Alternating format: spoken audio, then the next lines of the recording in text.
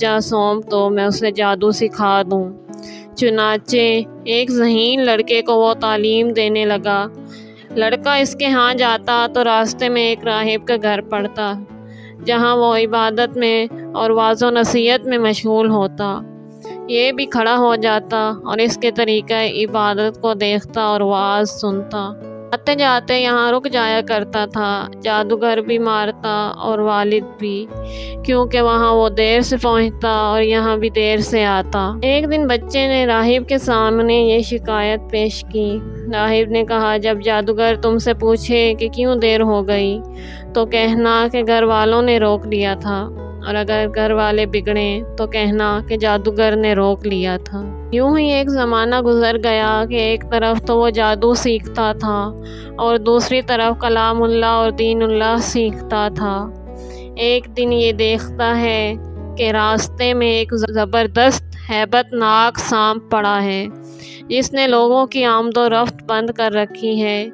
ادھر والے ادھر اور ادھر والے ادھر ہیں، اور سب لوگ ادھر ادھر پریشان کھڑے ہیں۔ اس نے اپنے دل میں سوچا کہ آج موقع ہے کہ میں امتحان لوں، راہب کا دین خدا کو پسند ہے یا جادوگر کا۔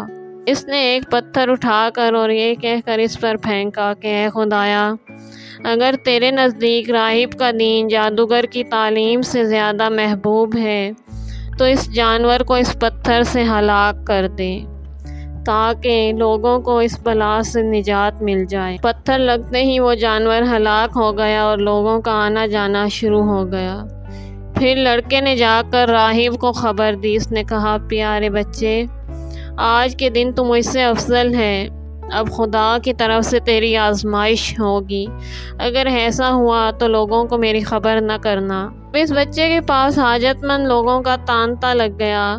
اس کی دعا سے مادرزاد، اندھے، کوڑھی، جذامی اور ہر قسم کے بیمار اچھے ہونے لگے۔ بادشاہ کے ایک نابینا وزیر کے کان میں یہ بات پڑی۔ وہ بڑے تحفے تحائف لے کر حاضر ہوا اور کہنے لگا کہ مجھے شفا دے دے تو یہ سب کچھ تجھے دے دوں گا۔ اس نے کہا، شفا میرے ہاتھ میں نہیں، میں تو کسی کو شفا نہیں دے سکتا، شفا دینے والا اللہ وحدہ لا شریک ہے، اگر تو اس پر ایمان لانے کا وعدہ کرے تو میں دعا کروں۔ اس نے اقرار کیا۔ بچے نے اس کے لیے دعا کی، اللہ نے اسے شفا دے دی۔ وہ بادشاہ کے دربار میں آیا اور جس طرح اندھا ہونے سے پہلے کام کرتا تھا اسی طرح کام کرنے لگا۔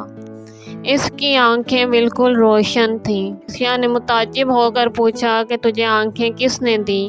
اس نے کہا، میرے رب نے۔ بادشاہ نے کہا، ہاں، یعنی میں نے دی ہیں۔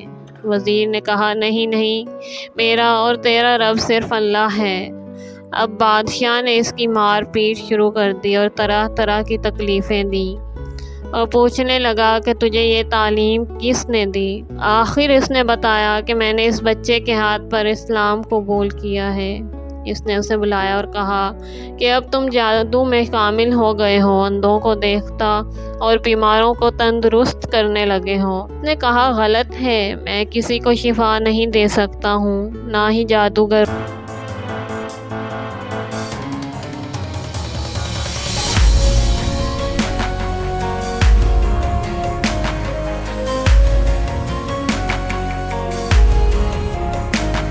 اللہ ہے۔ اس نے اب اس بچے کو طرح طرح کی سزائیں دینی شروع کر دیں، یہاں تک کہ راہب کا پتہ لگا لیا اور راہب کو بلا کر کہا کہ اسلام کو چھوڑ دے۔ اس نے انکار کیا تو بادشاہ نے اسے آرے سے چروا دیا۔ پھر اس نوجوان سے کہا کہ تو بھی دین اسلام سے پھر جا۔ اس نے بھی انکار کیا تو بادشاہ نے اپنے سپاہیوں کو حکم دیا کہ اسے فلاں پہاڑ کی چوٹی پر لے جاؤ، وہاں پہنچ کر بھی اگر دین سے باز آ جائے تو اچھا ہے، ورنہ وہیں سے لڑکا دیں۔ چنانچہ سپاہی اسے پہاڑ کی چوٹی پر لے گئے۔ جب اسے دھکا دینا چاہا تو اس نے اللہ سے دعا کی، اے خدا، جس طرح تو مجھے اس سے نجات دے۔ اس دعا کے ساتھ ہی پہاڑ ہلا اور سب سپاہی لڑک گئے، صرف وہی بچہ ہی باقی بچا رہا۔ وہاں سے بادشاہ کے پاس گیا۔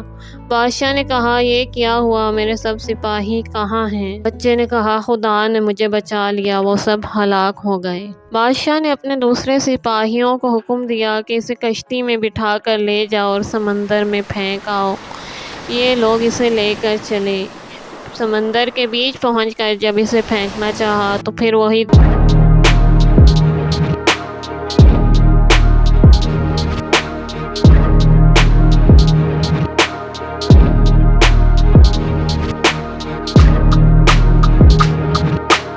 اور کہنے لگا میرے رب نے مجھے بچا لیا، اور اے بادشاہ تو چاہے کتنی تدبیریں بھی کر لے تو مجھے ہلاک نہیں کر سکتا۔ صرف ایک اور صورت ہے جس طرح میں کہوں، اگر تو اس طرح کرے تو میری جان نکل سکتی ہے۔